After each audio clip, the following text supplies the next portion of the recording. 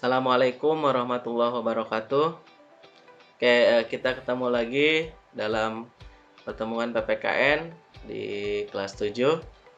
Pertemuan tentang proses perumusan dan pengesahan Undang-Undang Dasar 1945. Semoga kalian sehat selalu. Silakan, alangkah lebih baiknya untuk memulai pelajaran hari ini kita berdoa terlebih dahulu. Kepada Surnaisi silakan dipimpin doa. Sebelum belajar, marilah kita berdoa. Ya, Pak. Berdoa selesai. Oke, terima kasih kepada Surnaisi yang sudah memimpin doa.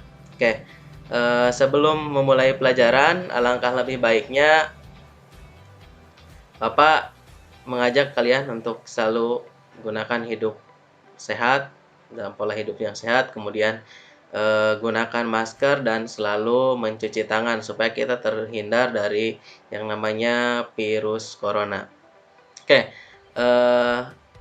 kalian silakan disimak di Bapak sudah mengupload yaitu media pembelajaran tentang proses perumusan dan pengesahan Undang-Undang Dasar 1945 di Google Classroom kalian. Nanti silakan kalian buka, kalian pelajari, kemudian selanjutnya Bapak juga sudah mengupload LKPD, Lembar Kerja Peserta Didik. Nah, di LKPD ini silakan nanti kalian diskusikan dengan teman sekelompok kalian yang sudah Bapak bagikan atau di-share di WA grup kalian. Nah, kemudian selanjutnya Bapak juga sudah mengupload tentang bahan ajar, tentang proses perumusan dan pengesahan Undang-Undang Dasar 1945. Kemudian kalian juga nanti ada pertanyaan ya, ada tugas, itu soal diskusi. Di sini ada 4 pertanyaan, silakan kalian nanti diskusikan dulu dengan teman sekelompok kalian. Kemudian baru setelah itu kalian jawab langsung di Google Classroom. Nah, hari ini kita akan belajar tentang perumusan dan pengesahan Undang-Undang Dasar Negara Republik Indonesia tahun 1945. Adapun tujuan dari pembelajaran kita pada hari ini itu bersyukur atas anugerah Tuhan dan bangsa Indonesia memiliki Undang-Undang Dasar Negara Republik Indonesia tahun 1945. Kemudian menghargai peran pendiri negara dalam perumusan dan pengesahan Undang-Undang Dasar Negara Republik Indonesia tahun 1945.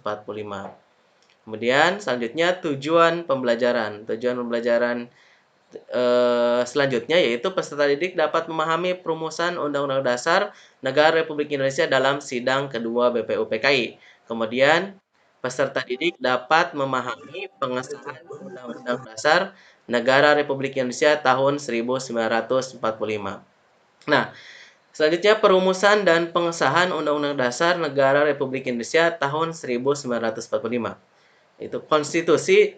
Jadi Undang-Undang Dasar 1945 atau konstitusi dalam bahasa Inggris itu constitution dalam bahasa Belanda, constituti, dan dalam bahasa Jerman constitution, dan dalam bahasa Latin constitutio yang berarti undang-undang dasar atau hukum dasar.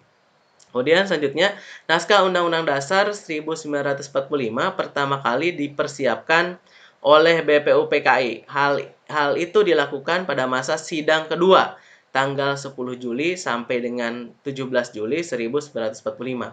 Saat itu dibahas hal-hal teknis tentang bentuk negara dan pemerintahan baru yang akan dibentuk. Nah, selanjutnya, Panitia Kecil Perancang Undang-Undang Dasar pada tanggal 13 Juli 1945 berhasil membahas beberapa hal yang menyepakati antara lain ketentuan tentang lambang negara, negara kesatuan, sebutan Majelis Permusyawaratan Rakyat, dan membentuk panitia penghalus bahasa yang terdiri atas Jayadiningrat, Salim, Supomo. Rancangan Undang-Undang Dasar diserahkan kepada Panitia Penghalus Bahasa. Selanjutnya, pada tanggal 14 Juli 1945, BPUPKI mengadakan sidang dengan agenda pembicaraan tentang pernyataan kemerdekaan. Selanjutnya, pada sidang tanggal 15 Juli 1945 dilanjutkan dengan acara pembahasan rancangan Undang-Undang Dasar. Naskah Undang-Undang Dasar akhirnya diterima dengan suara bulat pada sidang BPUPKI tanggal 16 Juli 1945. Undang-Undang Dasar diserahkan kepada panitia penghalus bahasa. Nah, selanjutnya, sehari setelah proklamasi kemerdekaan Indonesia, Panitia Persiapan Kemerdekaan Indonesia atau PPKI yang menggantikan BPUPKI melaksanakan sidang, yakni pada tanggal 18 Agustus 1945. Dalam persidangan PPKI tanggal 18 Agustus 1945 itu dihasilkan keputusan. Apa saja sih keputusannya? Yang pertama, mengesahkan Undang-Undang Dasar 1945. Kemudian, yang kedua, menetapkan Insinyur Soekarno sebagai Presiden dan Dr. Andes Muhammad Hatta sebagai Wakil Presiden Republik Indonesia. Kemudian, yang ketiga, membentuk Komite Nasional Indonesia Pusat. Materi pembelajaran tadi sebenarnya Bapak sudah upload di Google Classroom ya. Kalian tinggal dipelajari saja, kemudian kalian silakan berdiskusi dengan teman sekelompok kalian. Kemudian setelah berdiskusi, nanti baru silakan kalian jawab atau upload hasil diskusi kalian, jawab di tugas di Google Classroom kalian. Kalian silakan jawab. Sebelumnya kalian silakan berdiskusi dengan teman sekelompok kalian, bisa melalui dengan WhatsApp atau media sosial yang lainnya. Kemudian hasilnya kalian silakan hasilnya kalian jawab di soal diskusi di Google Classroom. Selanjutnya silakan ada pertanyaan. Apa kepanjangan dari PPKI, Pak? Iya, terima kasih kepada Sunaisi ya tadi yang bertanya, Pak apa kepanjangan PPKI? Nah, sebelum Bapak menjawab pertanyaan dari Sunaisi, mungkin ada pertanyaan lain dari teman yang lainnya? Silakan. Silakan. Ada pertanyaan lain? Ya.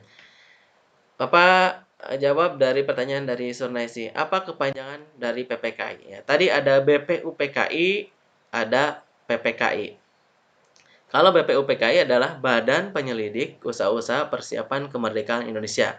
Sedangkan PPKI adalah Panitia Persiapan Kemerdekaan Indonesia. Gitu ya. Jadi apa sih bedanya? BPUPKI itu yang merancang Undang-Undang Dasar 1945. Sedangkan PPKI adalah yang mengesahkannya. Jadi BPUPKI, Bapak ulangi lagi, Badan Penyelidik Usaha-usaha Persiapan Kemerdekaan Indonesia. Sedangkan PPKI adalah Panitia Persiapan Kemerdekaan Indonesia. Itu ya.